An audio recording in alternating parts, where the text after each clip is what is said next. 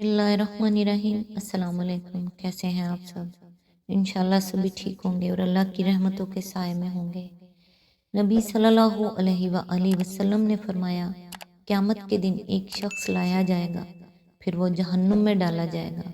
उसके पेट की आंतें बाहर निकल आएंगी। वो उनको लिए हुए गधे की तरह जो चक्की पीसता है चक्कर लगाएगा, और जहन्नुम वाले उसके पास इकट्ठा होंगे। उससे पूछेंगे, ए फलां शख्स, क्या तू अच्छी बात का हुक्म नहीं करता था और बुरी बात से मना नहीं करता था? वो कहेगा, मैं ऐसा करता था, लेकिन दूसरों को अच्छी बात का हुक्म करता था और खुद वो काम नहीं करता था, और दूसरों को बुरी बात से मना करता और खुद इससे बाज न रहता। अल्लाह ताला हम सब को बुराई से बचाए और बुरे कामों से दूर रखे, और दूसरों को भी बुराई से बचने की तलकीन करने वाला बनाए। आमीन। आज इंशाल्लाह सूरत तौबा की आयत नंबर 56 से स्टार्ट करेंगे। औज़ु बिल्लाहि मिनश शैतानिर रजीम। वो खुदा की कसम खा खा कर कहते हैं कि हम तुम्ही में से हैं, हालांकि वो हरगिज़ तुम में से नहीं हैं। असल में तो वो ऐसे लोग हैं जो तुमसे खौफ ज़दा हैं। आयत नंबर 57। अगर वो कोई जाए पनाह पा लें या कोई कुआं या घुस बैठने की जगह, तो भाग कर उसमें जा छुपें। इसकी तफसीर है, मदीने के ये मुनाफिकीन ज़्यादातर बल्कि तमाम तर मालदार और सनरसीदा लोग थे। इब्ने कसीर ने अलबिदाया वल नहाया में इनकी जो फहरिस्त दी है, इसमें सिर्फ एक नौजवान का जिक्र मिलता है और गरीब इनमें से कोई भी नहीं। ये लोग मदीने में जायदादें और फैले हुए कारोबार रखते थे, और जहांदीदगी ने इनको मसलहत परस्त बना दिया था।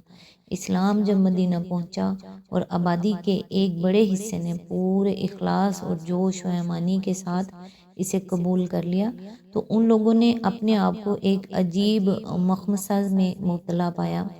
उन्होंने देखा कि एक तरफ तो खुद उनके अपने कबीलों की अक्सरियत, बल्कि उनके बेटों और बेटियों तक को इस नए दीन ने ईमान के नशे में सरशार कर दिया है।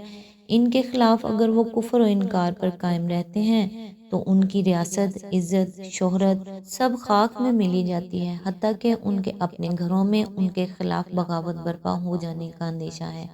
दूसरी तरफ इस दीन का साथ देने के मायने ये हैं कि वो सारे अरब से, बल्कि इतराफ़ व नवाह के कौमों और सल्तनतों से भी लड़ाई मोल लेने के लिए तैयार हो जाएं। इग़राज़ नफसानी की बंदगी ने मामले के इस पहलू पर नज़र करने की इस्तेदाद तो उनके अंदर बाकी ही नहीं रहने दी थी कि हक और सदाकत बजाय खुद भी कोई कीमती चीज़ है जिसके इश्क में इंसान खतरात मोल ले सकता है और जान और माल की कुर्बानियाँ गवारा कर सकता है।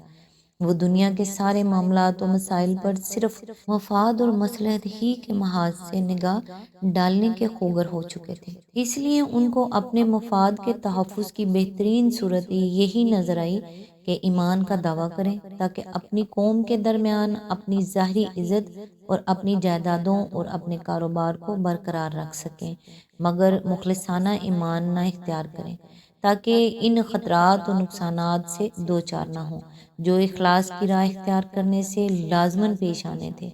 उनकी इसी ज़हनी कैफियत को यहाँ इस तरह बयान किया गया है कि हकीकत में ये लोग तुम्हारे साथ नहीं हैं, बल्कि नुकसानात के खौफ ने इन्हें ज़बरदस्ती तुम्हारे साथ बांध दिया है। जो चीज़ इन्हें इस बात पर मजबूर करती है कि अपने आप को मुसलमानों में शुमार कराएं, वो सिर्फ ये खौफ है कि मदीने में रहते हुए इलानिया गैर मुस्लिम बनकर रहें, तो जाओ वो मंजिलत ख़त्म होती है और बीवी बच्चों तक से ताल्लुकात मुनक़ता हो जाते हैं। मदीने को छोड़ दें तो अपनी जायदादों और तजारतों से दस्तबरदार होना पड़ता है, और उनके अंदर कुफर के लिए भी इतना इखलास नहीं है कि इसकी खातिर वो इन नुकसानात को बर्दाश्त करने पर तैयार हो जाएं। इस मखमसे ने इन्हें कुछ ऐसा फांस रखा है कि मजबूरन मदीने में बैठे हुए हैं, बाद दिल नख्वास्ता नमाजें पढ़ रहे हैं और ज़कात का जुर्माना भुगत रहे हैं, वरना आए दिन जहाद और आए दिन किसी न किसी खौफनाक दुश्मन के मुकाबले और आए दिन जान और माल की कुर्बानियों के मुतालबे की जो मुसीबत इन पर पड़ी हुई है, इससे बचने के लिए इस कदर बेचैन हैं कि अगर कोई सुराख या बिल भी ऐसा नज़र आ जाए जिसमें इन्हें अमन मिलने की उम्मीद हो, तो ये भाग कर उसमें घुस बैठें। آیت نمبر 58، اے نبی صلی اللہ علیہ وآلہ وسلم، ان میں سے بعض لوگ صدقات کی تقسیم میں تم پر اعتراضات کرتے ہیں، اگر اس مال میں سے انہیں کچھ دے دیا جائے تو خوش ہو جائیں اور نہ دیا جائے تو بگڑنے لگتے ہیں۔ اس کی تفسیر ہے، عرب میں یہ پہلا موقع تھا کہ ملک کے تمام ان باشندوں پر جو ایک مقررہ مقدار سے زائد مال رکھتے تھے باقاعدہ زکوٰۃ عائد کی گئی تھی، اور وہ ان کی زرعی پیداوار سے، ان کے مویشیوں سے، ان کے اموال و تجارت سے، ان کے معدنیات سے اور ان کے سونے چاندی کے ذخائر سے 2.5%، 1%، 5%، 10% اور 20% کی مختلف شرحوں کے مطابق وصول کی جاتی تھی۔ یہ سب اموال زکوٰۃ ایک منظم طریقے سے وصول کیے جاتے اور ایک مرکز پر جمع ہو کر منظم طریقے سے خرچ کیے جاتے۔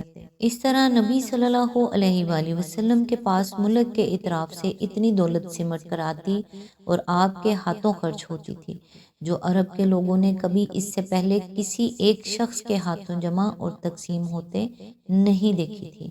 دنیا پرست منافقین کے منہ میں اس دولت کو دیکھ کر پانی بھر بھر آتا تھا۔ وہ چاہتے تھے کہ اس بہتے ہوئے دریا سے ان کو خوب سیر ہو کر پینے کا موقع ملے، مگر یہاں پلانے والا خود اپنے اوپر اور اپنے متعلقین پر اس دریا کے ایک ایک قطرے کو حرام کر چکا تھا، اور کوئی یہ توقع نہ کر سکتا تھا کہ اس کے ہاتھوں سے مستحق لوگوں کے سوا کسی اور کے لب تک جام پہنچ سکے گا۔ یہی وجہ ہے کہ منافقین نے نبی صلی اللہ علیہ وآلہ وسلم کی تقسیم صدقات کو دیکھ دیکھ کر دلوں میں گھٹتے تھے اور تقسیم کے موقع پر آپ کو طرح طرح کے الزامات سے متون کرتے تھے، اور دراصل شکایت تو انہیں یہ تھی کہ اس مال پر ہمیں دست درازی کا موقع نہیں دیا جاتا، مگر اس حقیقی شکایت کو چھپا کر وہ الزام یہ رکھتے تھے کہ مال کی تقسیم انصاف سے نہیں کی جاتی اور اس میں جانبداری سے کام لیا جاتا ہے۔ آیت نمبر 59، کیا اچھا ہوتا کہ اللہ اور رسول صلی اللہ علیہ وآلہ وسلم نے جو کچھ بھی انہیں دیا تھا اس پر وہ راضی رہتے اور کہتے کہ اللہ ہمارے لیے کافی ہے اور اپنے فضل سے ہمیں اور بہت کچھ دے گا، اور اس کا رسول بھی ہم پر عنایت فرمائے گا، ہم اللہ ہی کی طرف نظر جمائے ہوئے ہیں۔